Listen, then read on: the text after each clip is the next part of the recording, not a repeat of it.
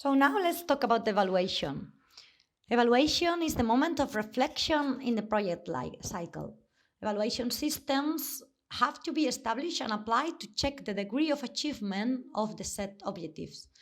So evaluation become a tool oriented towards planning and management, since its purpose included improving decision makers proceeds through feedback mechanism, being accountable to citizens of the action undertaken and reinforcing the sense of responsibility as part of the process of democratization and participation in the decision making, and contributing to the training, learning, and capacity building of the organization and institutions that participate in the evaluation projects.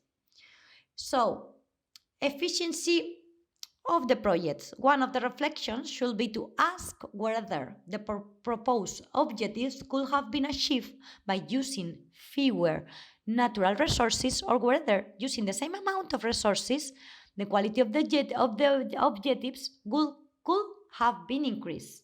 So this is the meaning of efficiency. We have to check this in the evaluation. Project effectiveness. So the environmental indicators included in the project design phase determine the baseline in which the project started. It is in the evaluation phase when the indicators should be remeasured to see how much the project has deviated from the baseline. One of the most used tools to assess the impact of the project and its effectiveness will be the checklists and surveys. It is very important to draw conclusions and see what could be improved, what could have been improved. This will be useful not only for our own organization and future projects, but if we give it the appropriate dissemination, it can be useful for other projects and other organizations. In terms of visibility, as we have said before, a lot of emphasis should be placed on the positive results obtained, especially for the general public. A good self-criticism of what can be improved and disseminating it through the appropriate internal channels can be useful for the future projects. So at this point of the project, there is another tool that I will explain later, SWOT, strength, weakness, opportunities and threats and opportunities. Analyze will be carried out again to find what needs to be improved in our future projects. And this has already been done at the identification stage. It will be important to review it. So we need to review again all the project cycle and check again everything and how we have introduced the environmental component in the right way, in which part we didn't do it, and how can we do it better in the next one. So here is a verification questionnaire. This is one of the examples of how to evaluate a project that is very simple. And an evaluation questionnaire that is more open and the people have to answer with writing.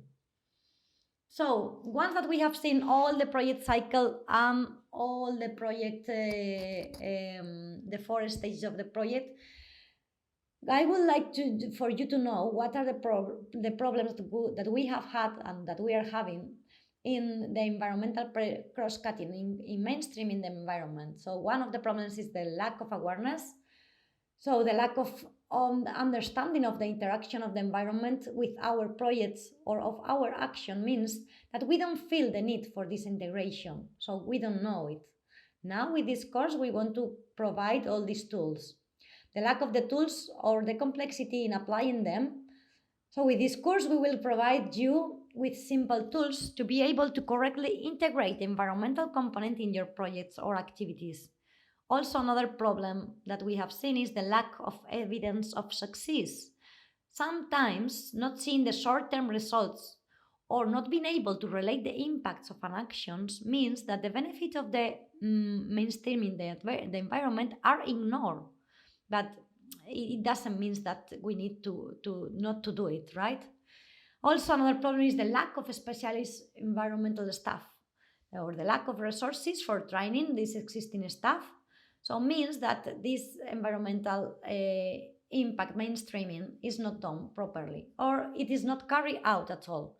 So with this webinar and with this booklet that we are leaving you here, I hope that we are solving some of these problems. Now we are going to talk about the tools that we are going to use in this for to apply in all the phases that we have been describing.